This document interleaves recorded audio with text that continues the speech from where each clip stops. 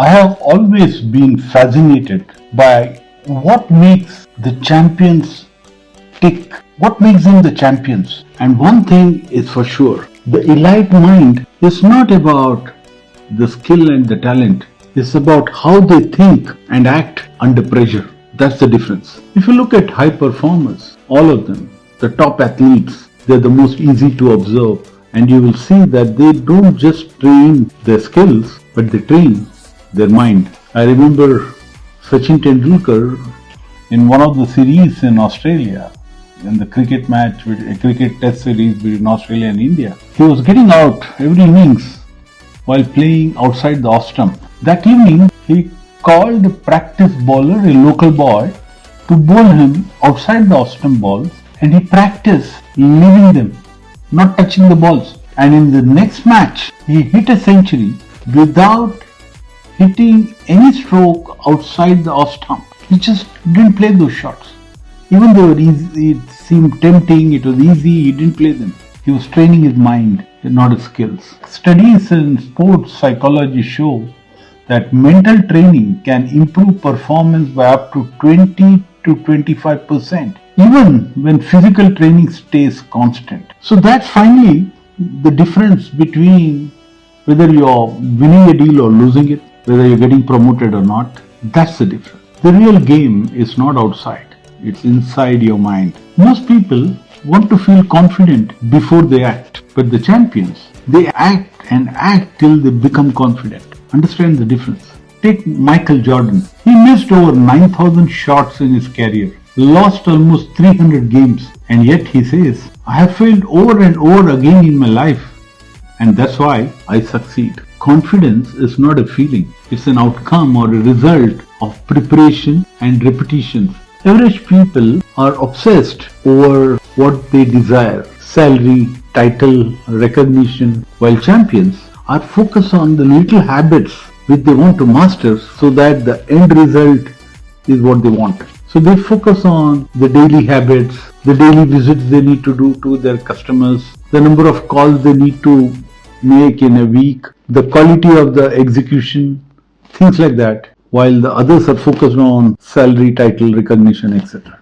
Huge difference. Champions believe in the process. They believe in the engine. You work on the engine, focus on the process, the outcome will come. Research from Harvard Business School shows that people who focus on process goals outperform those focused only on outcome. If you're chasing the promotion, then you're distracted. If you're mastering your daily craft, that promotion will chase you. In my book, Pressure is the ultimate test. Most people fail not because they don't know what to do, but they are unable to stay calm till they can do it. Most of the people with great talent, hardworking, etc. are people who are emotionally not stable. Their EQ is low. A study on executives found that emotional control under stress is one of the top predictors of leadership success. Let's take Novak Djokovic, known for comebacks, staying composed under extreme pressure. He doesn't just train physically, he trains breathing, visualization and emotional regulation. In our world, the calmest person in the room always wins. Here's another misunderstanding people have. It's not this sudden burst of motivation that makes champions. It's consistently doing the boring daily work, repeating it again and again. That makes a difference. Success is not built in one big grandeur, it's built over small repeated actions. A study published in the European Journal of Social Psychology found it takes 66 days on an average to form an habit. Not 2 days of motivation, not 1 week of hustle, but months of showing up, even if you don't feel like that. Just show up. Repeat the daily things which you need to do. Like I said earlier on the sales guy's life, do the daily calls. It's not suddenly doing a lot of visits and then do daily calls. You're going to do 2 to 3 calls a day, then do the 2 to 3 calls a day, call customers, visit them. The results will come automatically. This is another important point. We are always talking to ourselves in our mind. We don't realize it, but there is a lot of chatter going between you and your inner self. Observe what is happening, what is the tone of this chatter. Is this positive? Is it always looking for how to find a solution? Or is it very negative? Are you always pointing out problems?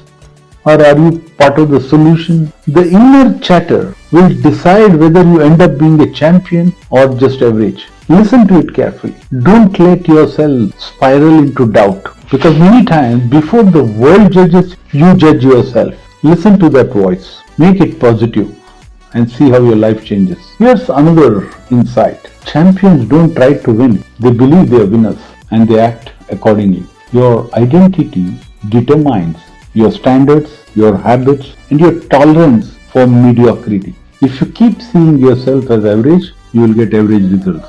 In summary, the champions focus on training their mind, not just their skills. Champions train their mindset, their focus, and their emotional control. Think about it. Until the next week, stay unstoppable.